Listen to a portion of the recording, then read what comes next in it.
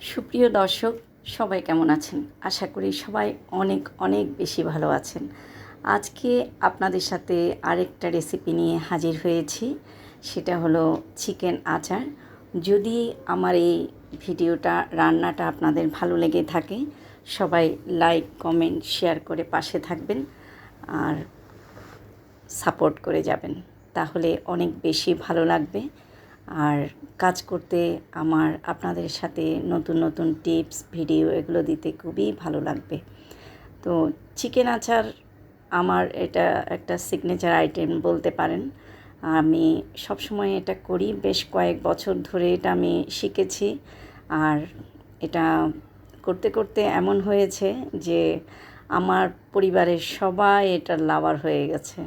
তো আজকে কিছু আমি এখানে চিকেন নিয়েছি, প্রায় হাফ কেজির মতো। তো এই চিকেনটায় আজকে আমি রান্না করে আপনাদেরকে দেখাবো।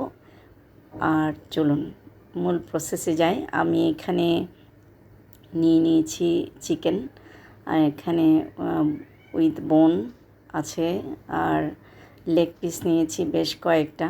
আর এখানে আমি যা যা দিয়ে রান্না করব সব আইটেমগুলো নিয়েছি।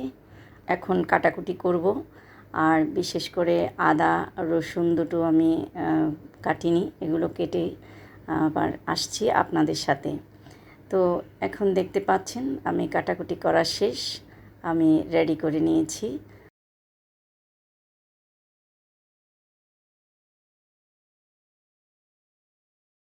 আর এখন প্রথমেই দিয়ে দিচ্ছি চিকেনের সাথে ভিনেগার, প্রায় 2 চামচের মতো ভিনেগার ইউজ করছি। আর আমি এখানে সাথে দিচ্ছি কাশ্মীরি লঙ্কার গুঁড়ো। আর এটা দিলে মানে দেখতে খুবই ভালো লাগে, কালারটা অনেক উজ্জ্বল হয়। আর দিয়ে দিচ্ছি লবণ। আর এই 3টি উপাদান দিয়ে আমি প্রথমে 10 মিনিটের জন্য এটা ম্যারিনেট করে রাখবো। আর ভালো করে মেখে চারপাশ থেকে সব কিছু সুন্দর করে মেখে রাখবো।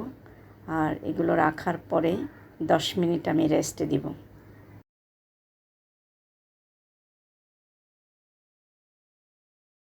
10 মিনিট পর ফেরত আসলাম। এখন চুলায় হাঁড়ি বসিয়ে দিলাম আর দিয়ে দিলাম সর্ষের তেল। আর এই রান্নাটাতে অবশ্যই আপনারা সর্ষের তেল ব্যবহার করবেন। আর দিয়ে দিলাম 5 ফোড়ন, আদা কুচি, দেন রসুন কুচি একসাথে দিয়ে আমি ভাজছি। আর দিয়ে দিলাম এখন লাল মরিচ, মানে শুকনো মরিচটা একটু তেলের মধ্যে ভাজলে ফ্লেভারটা আসে। আর এখানে কোনো পেঁয়াজের ব্যবহার হয়নি, আপনারা দেখতেই পাচ্ছেন। শুধু আদা রসুন আর শুকনো লঙ্কা দিয়ে আমি এটা রান্না করছি। কোনো বাটা মশলা বা কোনো ধরনের পেঁয়াজ আমি ব্যবহার করিনি। দিয়ে দিলাম এখন ম্যারিনেট করা মাংসগুলো। আর সুন্দর করে আলতো হাতে নাড়তে হবে এগুলোকে, একদম ঢাকনা ছাড়া।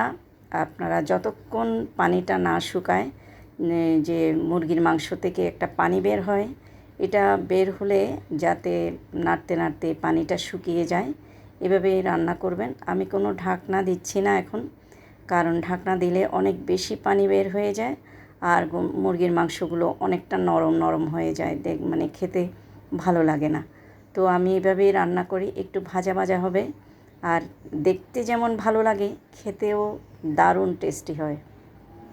দেখতে পাচ্ছেন আমি কোনো পানি ব্যবহার করিনি, বাট অনেক পানি বের হয়ে গেল।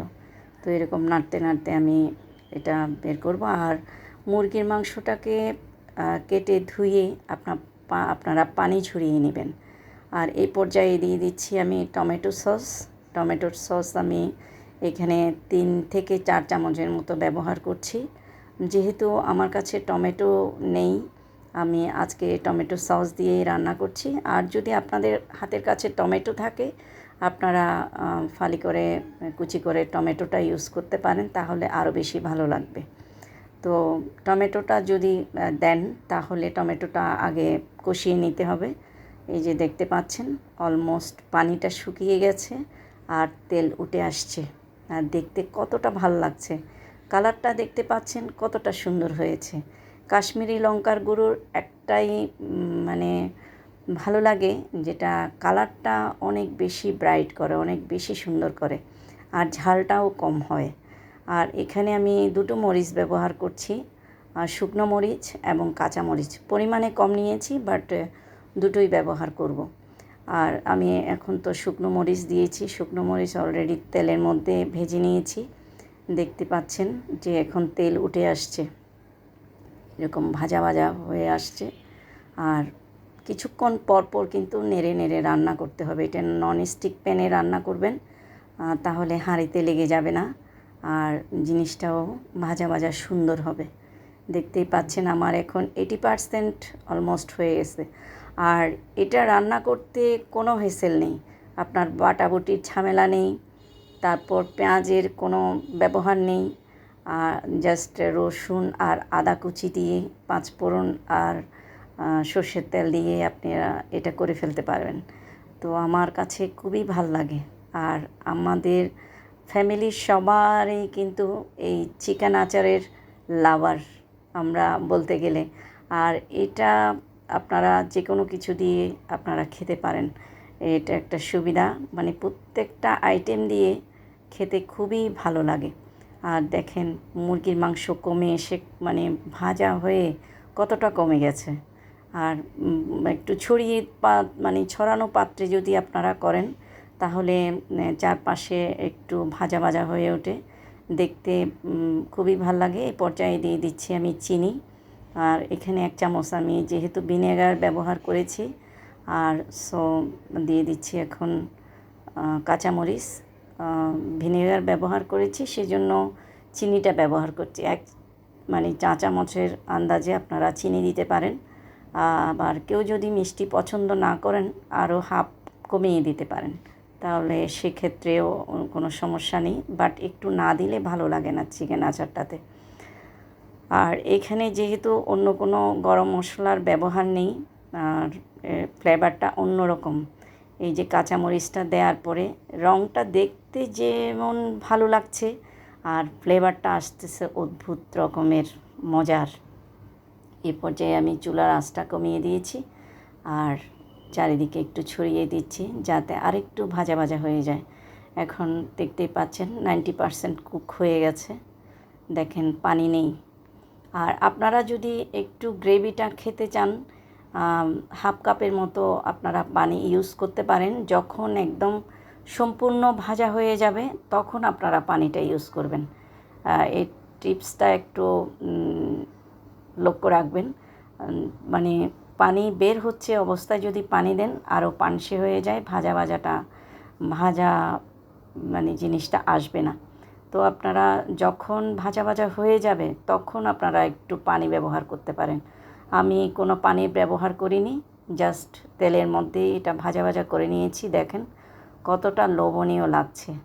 আর এই পর্যায়ে আমি একটু ঢেকে দিলাম, ঢেকে দিয়ে 5 মিনিট আমি অল্প আঁচে রান্না করছি। আর এখন দেখেন